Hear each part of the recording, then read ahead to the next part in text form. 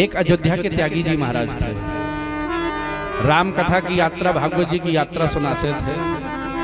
और एक विशेष बात, जहां भी कथा सुनाने जाते थे किसी से 1 रुपया नहीं लेते थे।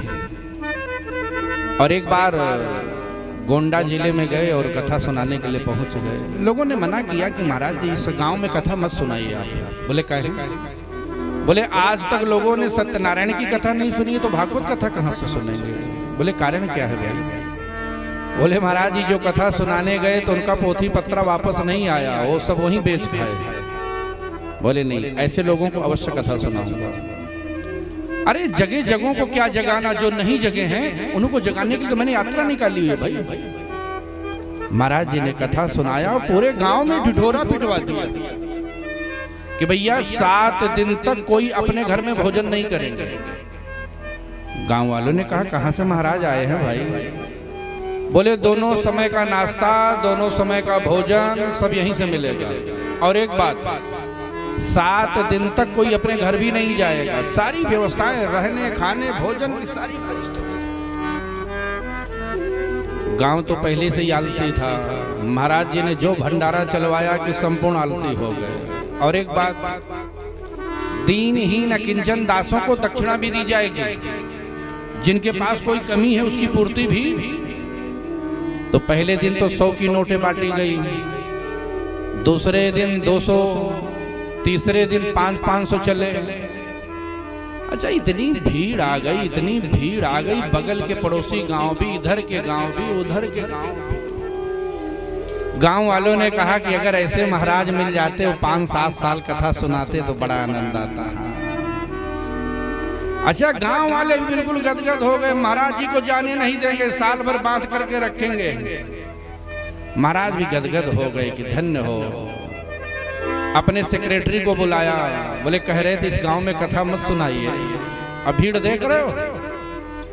सेक्रेटरी ने कुछ कहा नहीं। बोले क्यों बोलते नहीं? बोले सरकार वही 500 का नोट बंद कर दीजिए और भंडारा रोक दीजिए तो अगले दिन पता चले आपको भीड़ कितनी आएगी। अच्छा, जो चढ़ भी जाता था ना, शाम को सब महाराज जी बांट देते थे। लेकिन ये काम हम नहीं करेंगे। आप लोग सोचो कि हम भी बांट करके जाएंगे, नहीं, हम तो बाबूजी से ले करके जाएंगे। इसीलिए तो कथा सुनाने आए भाई। यहाँ कुछ भी बटने वाला नहीं है। प्रसाद बांटेंगे और ये बाणी बांट रहे हैं, और क्या बांटेंगे भाई? अगर हम सब बांटने लग जाएंगे तो पूरा सिस्टम कैसे चलेगा? 7वां दिन पूर्ण हो गया। महाराज जी ने कुछ नहीं लिया किसी से। लेकिन जब जाने लगे तो महाराज जी ने कहा देखो भाई, आप लोग हाथ उठाइए और हमको एक दक्षिणा दीजिए।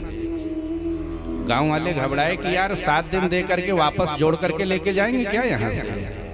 बोले नहीं, आप लोग घबराइएगा नहीं, दक्षिणा नहीं चाहिए, लेकिन संकल्प करिए कि जो हमने भागवत सुनाया है उसी रास्ते पे चलोगे। बोले हाँ गुरुजी, संकल्प उठाते हैं, जो हमने कथा सुना उसी रास्ते पर चलो। और महाराज जी चले गए। 1 साल के बाद आए। महाराज जी को लगा कितनी सुंदर कथाएं हमने सुनाई थी, उसका कुछ लोगों को ज्ञान हुआ कि नहीं। एक चेला देखा और साल भर से राह लख रहा था, गुरु जी आए, गुरु जी आए। और जैसे महाराज जी आए, दौड़ करके दंडवत चरणों में गिर पड़ा और इतना रोया, इतना रोया। बोले गुरु जी, आप जैसी वाणी मैंने आज तक सुनी नहीं। महाराज जी तो गदगद हो गए कि धन्य हो, ऐसे भक्तों का दर्शन तो कभी कभी हो। बोले गुरु जी, आपकी कथा सुन करके मुझे वो फायदा हुआ है, वो फायदा हुआ है गुरु जी। आपने कहा था जाते समय ना कि जो हमने कथा सुनाया वही हमको दक्षिणा दीजिए, उसी रास्ते पे चलिए। महाराज जी आपके कथा सुनते ही हमारे घर की 2 खुराक कम हो गई। महाराज जी ने कहा 2 खुराक कम हो गई, इसका मतलब कथा सुनने के बाद 2 लोग गए क्या इसके घर से? अगर ऐसी कथा सुनाओ सब चले जाएं तो फिर कथा कौन सुनेगा हमारी? महाराज जी को लगा कुछ तो गड़बड़ हुआ है भाई इसके। बोले बेटा पहले ये बताओ ना, तुम्हारे घर की 2 खुराक कम कैसे हुई? बोले गुरु जी उसी लिए तो साल भर से परेशान हो। एक बात बताइए ना, आपने कहा था जो हमने कथा में सुनाया वही जीवन में उतारिएगा और उसी रास्ते पर चलिएगा। गुरु जी जाने के बाद रास्ता तो मैंने वही अपनाया, लेकिन कष्ट एक ही बात का है। रास्ता क्या अपनाया? बोले गुरु जी आप भागवत में सुनाए थे ना कि एक कंस था, गुरु जी के पांव तले जमीन खिसक गई कि मूर्ख कहीं का, पहले नाम लिया तो कंसे के नाम लिया इसने। इसको कृष्ण याद नहीं आए, ध्रुव याद नहीं आए, प्रहलाद याद नहीं आए। बोले गुरु जी आपने सुनाया था जो कंस था अपने माता पिता को मार पीट करके जेल में डाल दिया था। बस वही कथा सुनने के बाद हमने भी अपने माता पिता को खूब पीटा गुरु जी, एक कोठरी में बंद कर दिया है। कभी एक रोटी, कभी आधी रोटी, कभी वो भी नहीं, चिल्ला बहुत रहे हो दोनों। तो बताइए ये प्रक्रिया जारी रखें कि कुछ और आगे बताइए ना आप। फायदा तो हुआ, लेकिन माता पिता हैं गुरु जी, चिल्लाते हैं, बहुत कष्ट होता है। गुरु जी को लगा आज मैंने वो प्रसाद बांट दिया, मेरी कथा के कारण दो बेचारे कोठरी में बंद हो गए। बोले इस गांव में पानी पीने योग्य नहीं।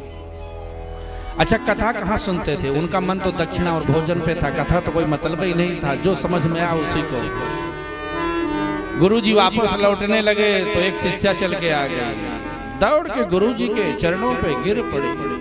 बोले गुरुजी आप हमारे घर चलिए, साल भर से तो आपकी राह लख रही, आज आपकी कथा सुनने से मेरे पास वो संपत्ति आई है, मेरे पास वो संपत्ति आई है। गुरुजी ने कहा संपत्ति आ गई तेरे घर में, कहां से आई भैया? बोले गुरुजी चलिए देखिए तो एक बार आप। और गुरुजी जब उसके घर गए, बोले गुरुजी आपकी कथा सुनने से 5 मकान, 5 बंगले, 5 गाड़ियां, 5 बीघे जमीन मेरे पास। गुरुजी ने कहा इतने दिन से कथा सुना रहा, इतनी गाड़ी बंगले तो मेरे पास नहीं, तेरे पास कहां से आ गए? बोले गुरुजी जो आपने कथा सुनाया था तो आपने जाते समय एक दक्षिणा मांगी थी ना मुझसे। बोले हाँ भैया, एक ने तो दक्षिणा भी दिया थोड़ी देर पहले मुझे, वो आपने क्या मांग किया? बोले गुरुजी आपने कहा था ना कि जो मैंने कथा में सुनाया उसी रास्ते पे चलिएगा आप लोग।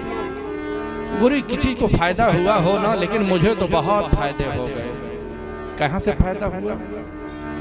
बोले गुरुजी आपने कथा में, और कृष्ण की बहन का क्या नाम था? बोले हमें तो नहीं पता, तुम ही बता दो। बोले द्रौपदी। गुरुजी के पांव तले जमीन खिसक गई कि द्रौपदी का नाम क्यों ले रही है? बोले गुरुजी आपने सुनाया था कि जो द्रौपदी थी उसके पास 5 पति थे। आपके कथा सुनने के बाद पहले तो हमारे एक ही पति थे, हमारे 5 पति हो गए। हाँ, ये 5 गाड़ी, 5 बंगले, 5 मकान, 5 आभूषण, ये हार कीर्ति देख रहे हमारे ठाट बदल गए महाराज। उसी समय महाराज जी ने कहा, ये भागवत का ही श्लोक है, अभक्तांस्तांस विज्ञाय न ददो सकथामृतम। जिनको कोई श्रद्धा ना हो, जिनको कोई भक्ति ना हो, ऐसे अपात्रों को, ऐसे पात्रों को कभी कथा सुनाना। तो वो विस्तार किया श्रीमद् भागवत में, भूगोल, खगोल, 28 प्रकार के नरकों का भी वर्णन किया श्री शुकदेव जी ने।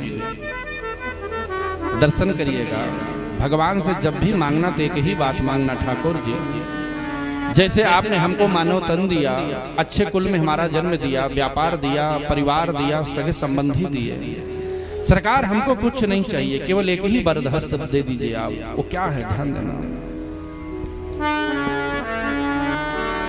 अब प्रभु कृपा करहु यही भांति, शब्द जी भजन करहु दिन राति। अब प्रभु कृपा करहु यही भांति, शब्द जी भजन करहु दिन राति। अब प्रभु कृपा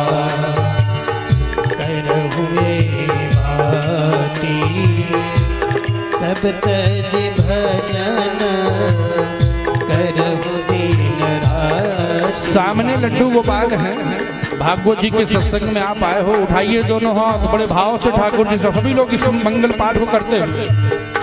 सोई पावन सोई शोभक शरीरा, सोई पावन सोई सुभग शरीरा सोई पावन सोई सुभग शरीरा यही तन पाई भजी रघुबीरा सोई पावन सोई सुभग शरीरा जेहि तन पाए भजी रघुबीरा कलयुग केवल नाम आधारा कलयुग केवल नाम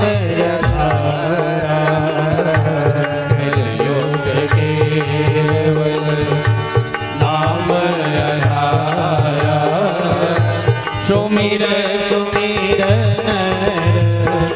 उतरहि पारा कलयुग केवल नाम आधारा सुमिर सुमिर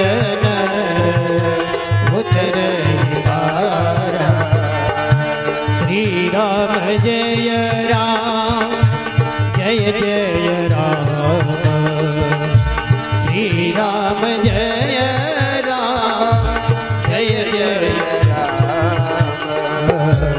श्री राम जय राम जय जय राम श्री राम जय राम जय जय राम अब प्रभु कृपा करहु ये भांति सब काज भजन करहु दिन राति अब प्रभु कृपा करहु ये भांति सब काज भजन करहु दिन राति कलयुग केवल नाम आधारा सुमिर सुमिर नर उतरहि पारा। तो कहने का भाव है एक ही कथा सुनिए, लेकिन वह कथा रूपी तत्व हमारे जीवन में उतरना चाहिए। वह तत्व और वह संस्कार नहीं आया और हम 500 कथा सुन ले, उसका कोई अभिप्राय मत। तो महाराज जी ने 28 प्रकार